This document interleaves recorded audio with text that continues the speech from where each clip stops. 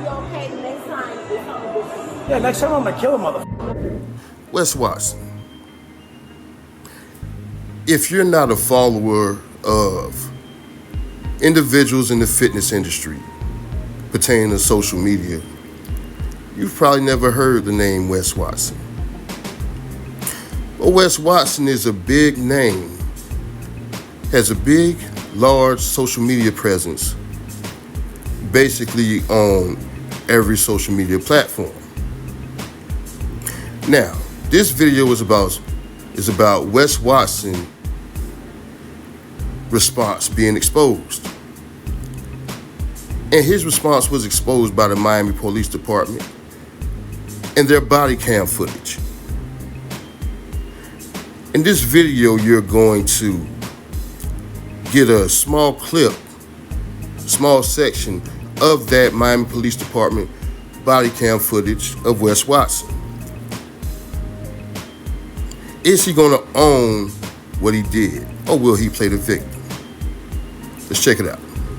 Oh yeah, in this video, this content came from John Bravo's Films. I'm leave the link in the description section to his YouTube page. Now, let's get into it. Take our advice because it could be now you're okay, the next time it's something different. Yeah, next time I'm gonna kill a motherfucker. No. Straight up, because I'm sick of this shit. Like me defending myself, even have to fucking sit here right now. You know how pissed off I am that I get attacked in the fucking gym and this is fucking happening? Like, I'm pissed. What's your... I got respect for you guys, but fuck that. You guys saw a motherfucker attack me and I'm sitting here like I'm in trouble. I'm leaving. You're fine, don't worry. We get it. I know, but god damn it, dude. I just been trying to work out. We understand. I know, but that. What's your... I don't even care anymore. I've been to prison. What's your I did phone 10 number? years. I know. I know. Straight up, dude.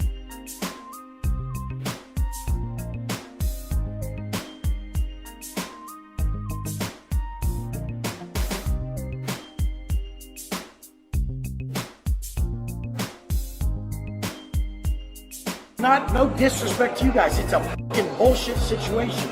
You guys should be like, nah, fuck that. That guy was sitting in the fucking corner, minding his business, and some 7-foot dude tried to fight him. He got his shit handed to him. Fuck that bitch. I know, but I don't give a fuck about the line. I'll literally I'll squish one of their heads. I'll poke their fucking neck in front of everyone. Like, straight up. I don't give a fuck. No, but remember, I don't you got care. your business. You don't want to lose any of that. I do it for the fact of human beings and Americans defending themselves. That's fine, but... Straight up. Like in Florida, the cop said, if they come to your house, shoot them. Like they say that on the news in Florida. Yeah, but the motherfucker came and tried to... Which is wrong. There is always a threat if he's moving. He could pull out a gun, admit it. He could pull out a gun, admit it. I don't know what's in his waistband. What's up, dude? You guys just quit lying. You don't know if a guy's getting up if he has a weapon. Stop f***ing lying, all of you guys. Straight up. I do have a point, so quit trying to make yours, dude. You're talking about a neighborhood hood fight versus a gym public. You know what I'm saying? Like, no, but that was a neighborhood hood fight. That dude looked like a complete fucking... But the thing... As far as I know, the dude looked like a gang member who would carry a gun. If you saw a guy like that, wouldn't you think maybe he's strapped?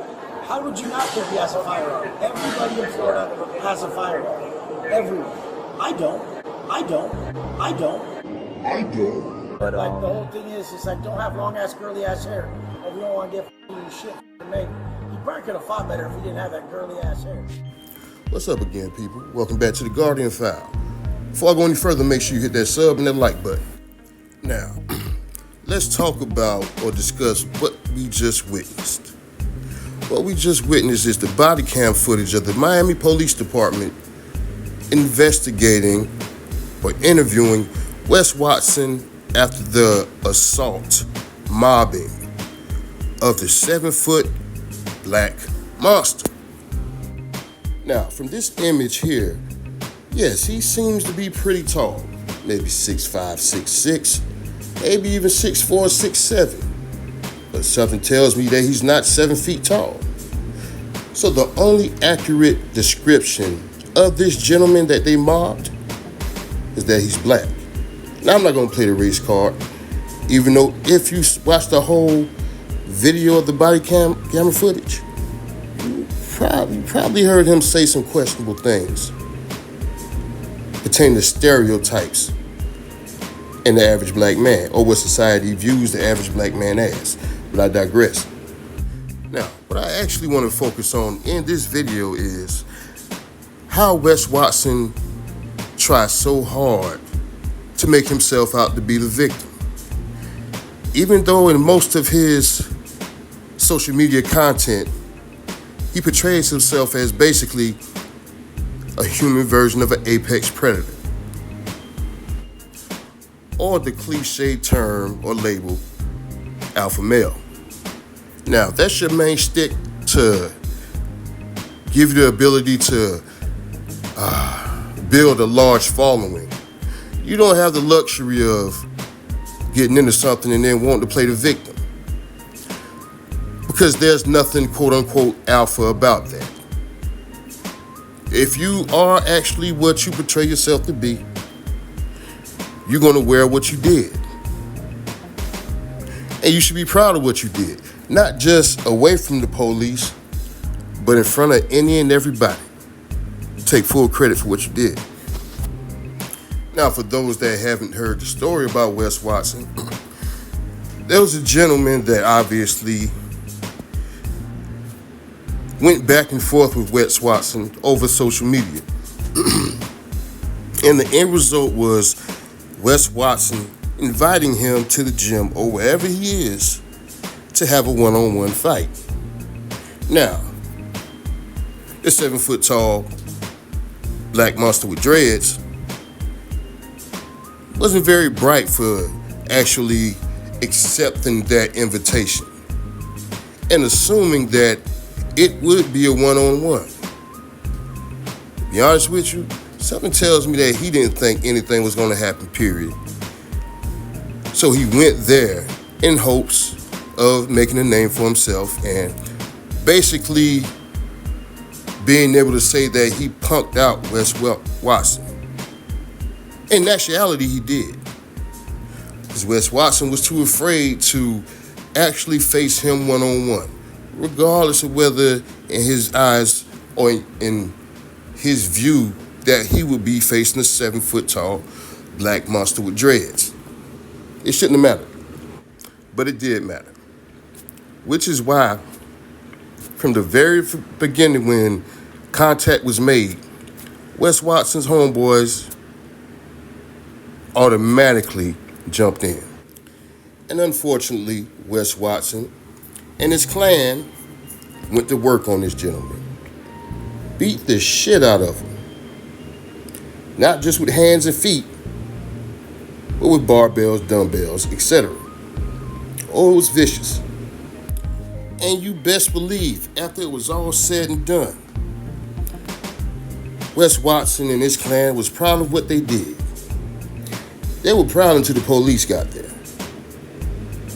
And see, when the police got there, and as you'll notice, if you watch the entire video from Mr. Johnny Bravo's YouTube channel, the cops were even trying to give him an out, justifying and acting like they understood why what happened actually happened. Basically telling him what he wanted to hear to keep him calm, because as you can see in this footage, he has a difficult time controlling himself. So if you can't control your temper while the police are right there, and not in the midst of placing you in handcuffs, is it far-fetched that you can't control your temper when it comes to physical violence? Now, the one thing I specifically want to focus on is, we all know that one of Wes Watson's main sticks is portraying himself as a tough guy. Some may even feel like he tried to portray himself as a gangster. always glorifying him being in prison, the different things that he experienced in prison, whooping so much ass in prison. Now, the one thing about prison is, when you go to prison, you don't get to mingle, for the most part, you don't get to mingle with other races. You have to stick to your own race, or there's going to be repercussions that follow behind that.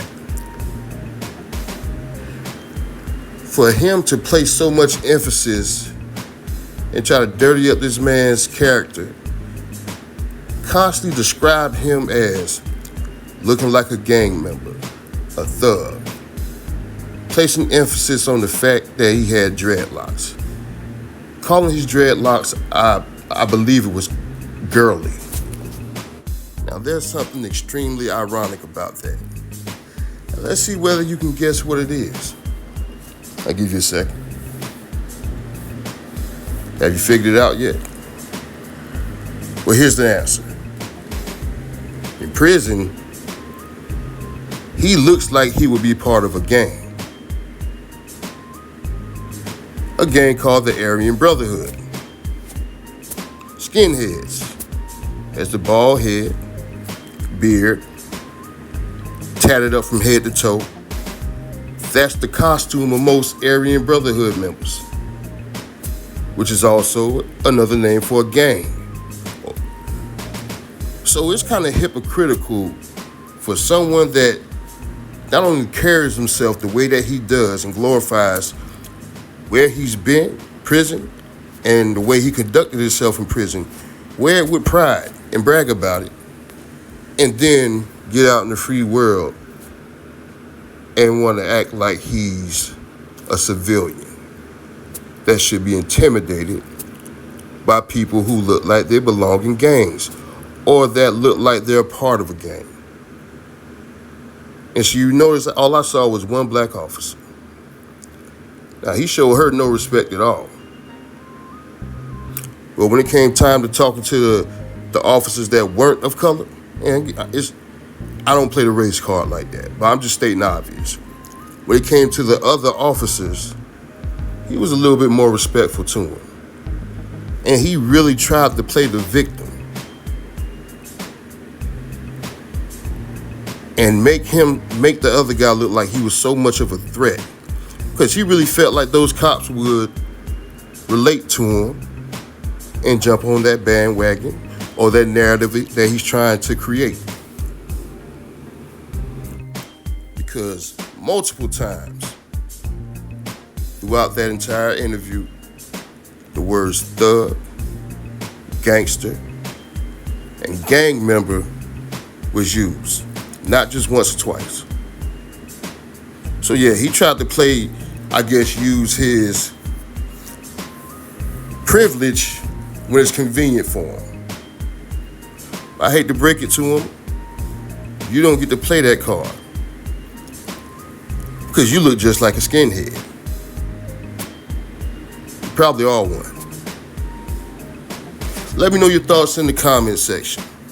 Do you agree with me? What do you think should happen to Wes Watson? Was he right or wrong? Would you have done the same thing?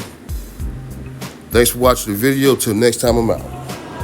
Let's take our advice, because it could be now you're okay, next time it's something different. Yeah, next time I'm gonna kill a motherfucker. No. Straight up, because I'm sick of this shit. Like me defending myself, even have to fucking sit here right now. You know how pissed off I am that I get attacked in the fucking gym and this is fucking happening? Like, I'm pissed.